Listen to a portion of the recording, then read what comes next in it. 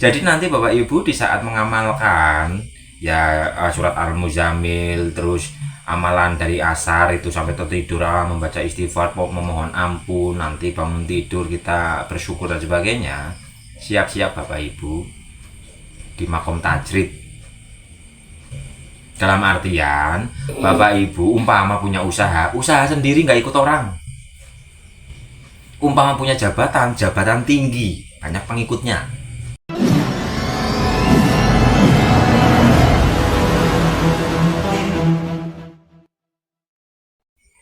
Lah kita kan sekarang di sini pengenalan jati diri, mengenal Tuhan dengan surat apa itu Al-Kahf sama Al-Baqarah ayat 177 kan? Coba dibaca surat Al-Kahf ayat 110 dan disambung lagi dengan surat Al-Baqarah 177. Coba siapa yang mau membaca?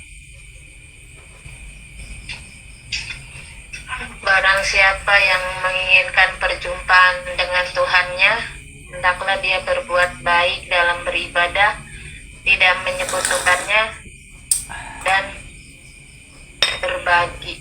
Apa ya? Lupa mas.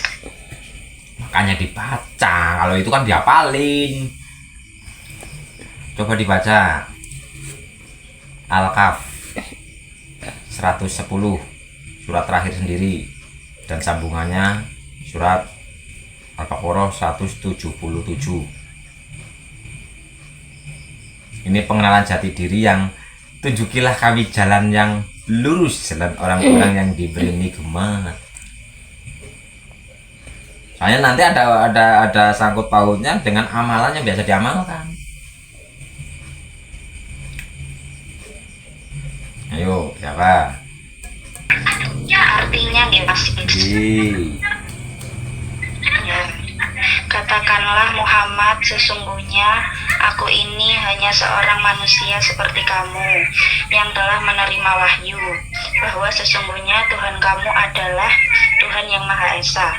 Maka barang siapa mengharap pertemuan dengan Tuhannya, maka hendaklah dia mengerjakan kebajikan dan janganlah dia mempersekutukan dengan sesuatu pun dalam beribadah kepada Tuhannya. Lanjut Al-Baqarah 177. Oh nggih, sekitar.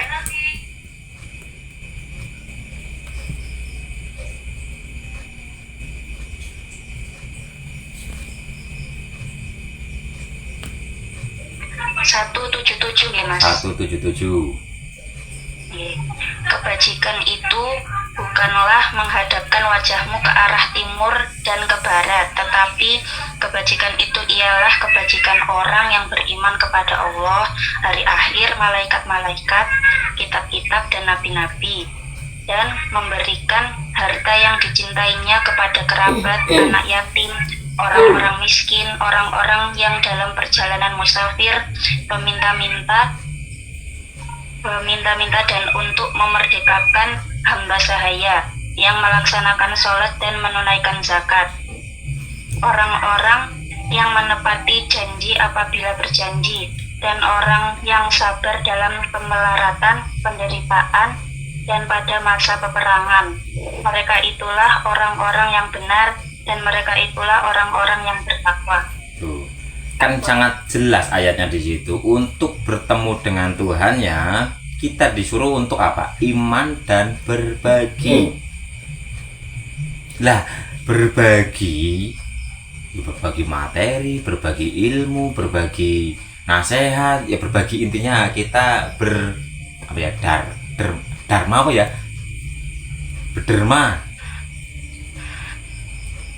Karena dalam pembagian seperti itu nanti kita akan menggunakan konsep innalillahi wa inna ilaihi rajiun. Yang kita bagikan pun adalah miliknya, kita digerakkan oleh dia. Lah sedangkan kita mengembalikan kepada dia yang melingkupi makhluk yang sedang kita beri.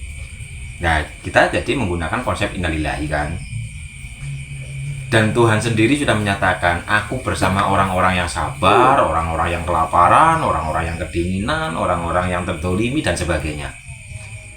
Sehingga nanti di saat kita menggunakan konsep innalillahi dalam berbaginya, dengan sendirinya, hati kita semakin bersih dan kita hibur kesadarannya adalah dia itu sendiri, perjumpaan dalam kasunyatan. Tapi untuk berbagi yo gini, ini kan wajah-wajah yang mungkin masih mumet, ada urusan utang ini.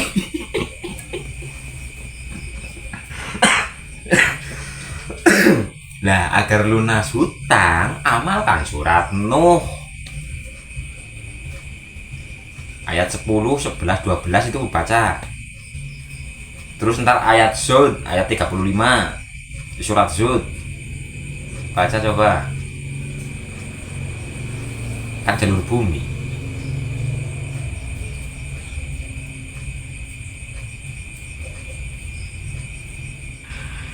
Surat Nuh ayat berapa tadi Mas? 10, 11, 12.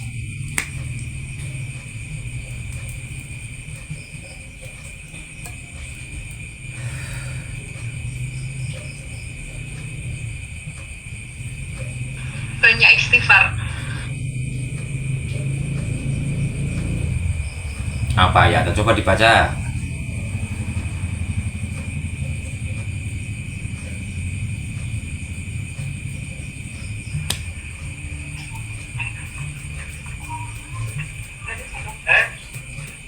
Maka aku berkata kepada mereka, mohonlah ampun kepada Tuhanmu, sesungguhnya Dia Maha Pengampun. 11, 12.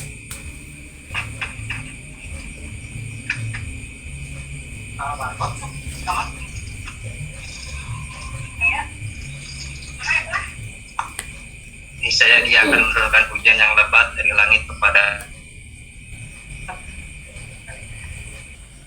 Coba. Tadi kan surat Nuh sudah. Surat Nuh Maka 11. aku berkata kepada mereka, mohonlah ampun kepada Tuhanmu, sesungguhnya Dia Maha Pengampun. Ayat 10. 11, 12. Ayat 11-nya, niscaya Dia akan menurunkan hujan yang lebat dari langit kepadamu. Ayat 12-nya. Dan Dia akan memperbanyak harta dan anak-anakmu, dan mengadakan untukmu kebun-kebun, dan mengadakan pula di dalamnya untukmu sungai-sungai. Ya. Terus baca Syud, surat Syud 35.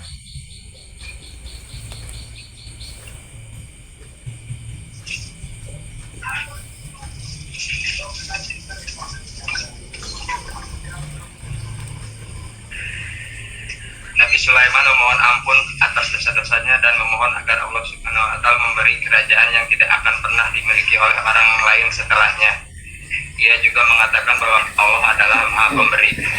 Nah, ini ayat-ayat tersebut ini adalah ayat agar keberlimpahan mengalir dan kita menjadi orang yang sukses.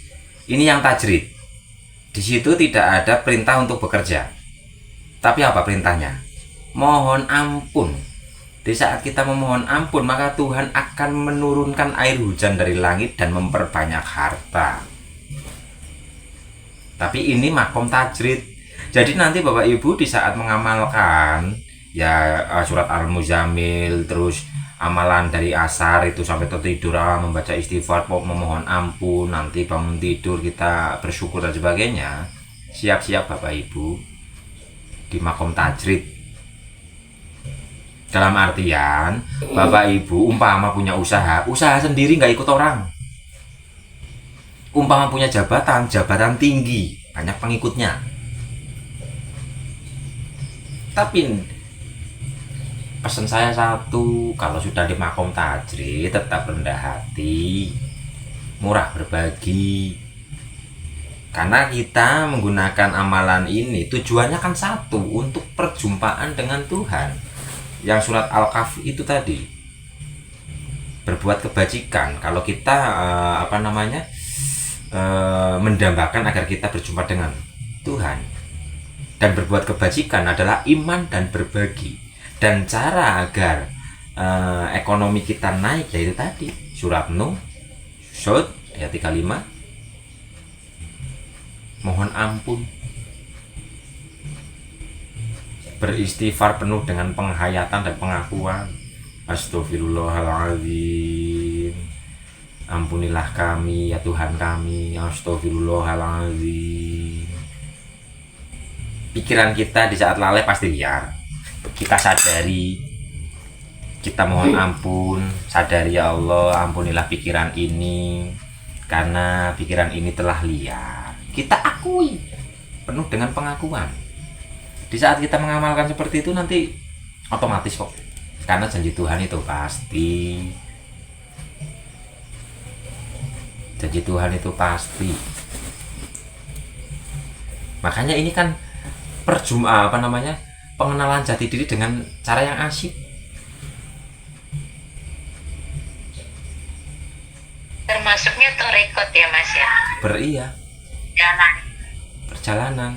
Makanya tunjukilah kami jalan yang lurus, jalan orang-orang yang diberikan nikmat. Nikmat enggak? Nikmat sekali Mas jalanan. Sungguh kontan. Kontan bagi yang sudah merasakan, kontan. Yang sudah mengamalkan gitu, pasti bisa bercerita keajaiban-keajaiban ilahi banyak yang turun dengan caranya, dan ya membuat diri kita subhanallah ya Allah, terima kasih ya Allah, Engkau memberi rizki dengan ya tidak disangka-sangka dan sebagainya. Ini bagi yang sudah mengamalkan ya pasti paham lah.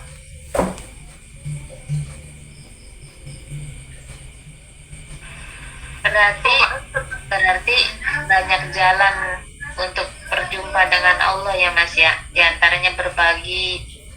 Banyak Bu. Terus 1000 jalan untuk mengenalnya Bu. Tapi jalan itu adalah dua aslinya. Jalan dua, menyepi atau meramai gitu loh. Lah kalau yang ini kan meramai, berbagi sih, bersosial. Lah kalau yang menyepi, bertapa, menyendiri, sholawat dan sebagainya. Tinggal jalan yang mana ini? Pengenalan jati diri ada dua jalan. Topong rame, apa toko broto? Toko broto kita menyendiri, topong rame kita dalam keramaian, tapi kita menampakkan hati kita dari pengakuan dan keakuan. Topong rame. Lah topong rame itu tadi iman dan berbagi tanpa pengakuan dan keakuan. Tapi kita sadar innalillahi wa inna ilaihi rajiun. Yang kita berikan, yang kita keluarkan itu kan ya titipannya. Itu ya darinya. Dan kita kembalikan kepadanya. Sehingga ibu-ibu ini bisa mempraktekkan dalam belanja. Lah uang yang buat belanja emang dari siapa? Ya dari suami. Suami dari siapa? Dari bekerja. Bisa bekerja dari siapa? La haula wala. Loh kan semua kembali ke dia. Sehingga nanti di saat belanja kita membelinya dengan niat, ya Allah, kami kembalikan milikmu ini kepadamu. Sehingga nanti mengalir terus kecukupan. Ora sambat tersulobai. Jadi konsep innalillahi wa inna ilaihi rajiun dipraktekkan dalam kehidupan nyata. Sudah dipraktekkan belum Bapak Ibu? sudah Mas. Hampir mendekati 40 hari ini. Alhamdulillah. Tiap hari selalu meditatif lah, ibaratnya gimana ya, satu dari awal tahun sampai ini pertengahan tahun benar-benar keajaiban terus datang dan datang. Mungkin apa ya, menerima karma buruk saya terima bahwa itu sebagai pelunasan ya. Terus ada kejadian yang aneh-aneh saya terima, saya ikhlas sebagai pelunasan, sebagai penebusan. Saya selalu istighfar, meminta maaf. Pokoknya kalau ada kejadian yang gimana gitu meminta maaf. Terus tapi menjalaninya itu tenang, nggak semrawut seperti kemarin gitu Mas. Ada desir ketenangan dalam hati gitu, mengalir terus. Pokoknya keajaiban yang luar biasa sekali. Spontan. Iya, karena yang kita sadari adalah Allah. Hanya dengan sadar Allah, hanya dengan ingat Allah, hati menjadi tenang. Apapun kejadiannya kita sadar Allah, apapun aktivitasnya kita sadar Allah, pasti tenang. Di saat kita tenang, lancar. Kan maunya Tuhan kita selalu bertumbuh. Umpama kita punya bisnis tapi masih ada kotor-kotornya dikit, umpama ini dihilangkan, kita akan diganti dengan bisnis yang lebih murni.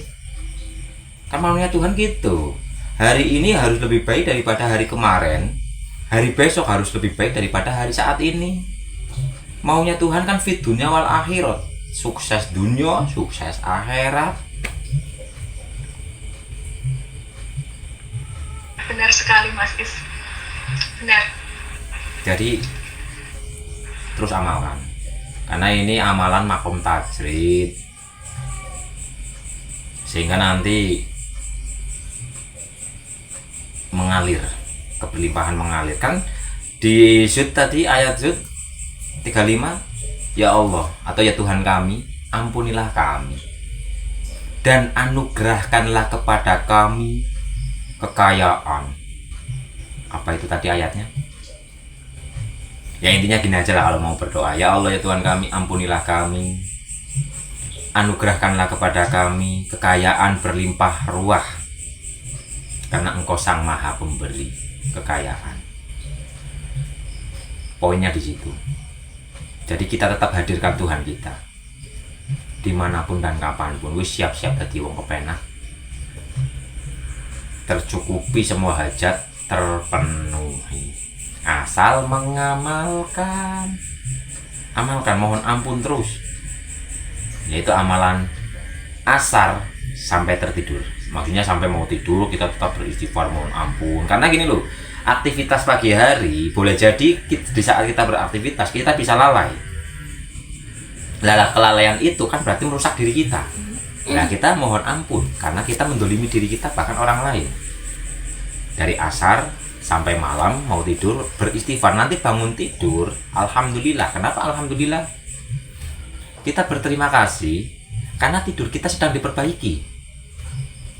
Di saat kita tidur kan ada regenerasi sel, regenerasi energi dan sebagainya. Makanya setelah kita bangun kita berterima kasih, alhamdulillahirabbil alamin, terima kasih ya Tuhan kami atas nikmat tidur, nikmat sehat, ya nikmat segalanya yang telah Engkau curahkan kepada kami.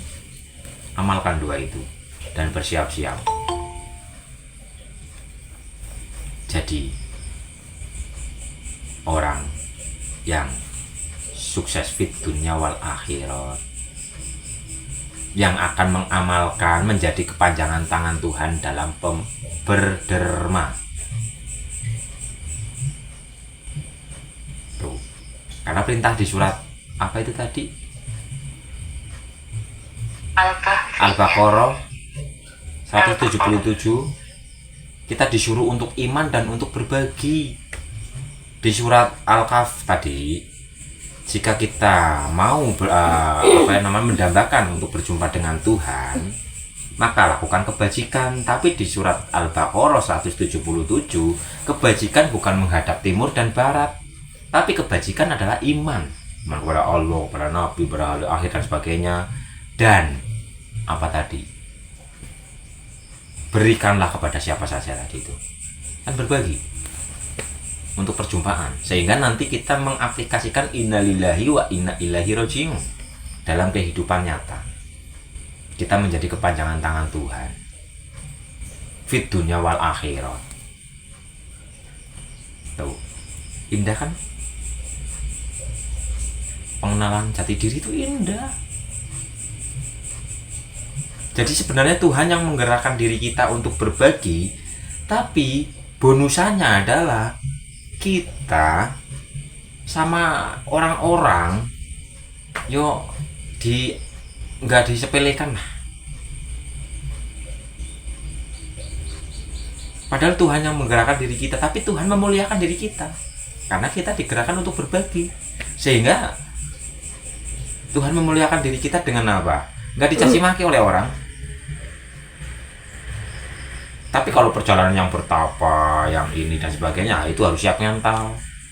Yang menyendiri dan sebagainya harus siap mental, karena caci makian banyak banget. Yang katanya kafir, sesat, katanya ini, katanya itu kalau yang menyendiri. Tapi kalau yang berbagi, karena kita mengaplikasikan, suratnya ada, ayatnya ada, secara nyata ya diaplikasikan, kan terhindar dari fitnah jadinya, yang katanya ini katanya itu dan sebagainya.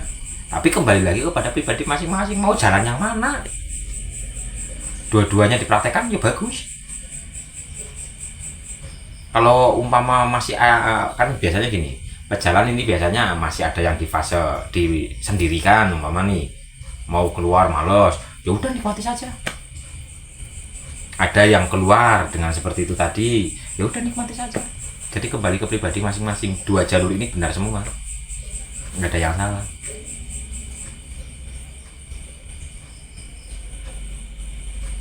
Tapi coba amalkan, rutinkan amalan itu tadi. Pertumbuhan kesadaran itu meningkat.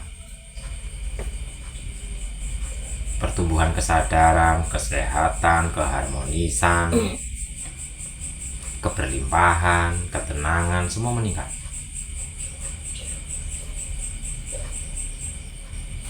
Yang tadinya utangnya banyak, yo berlahan tertutup lunas, udah gak utang lagi.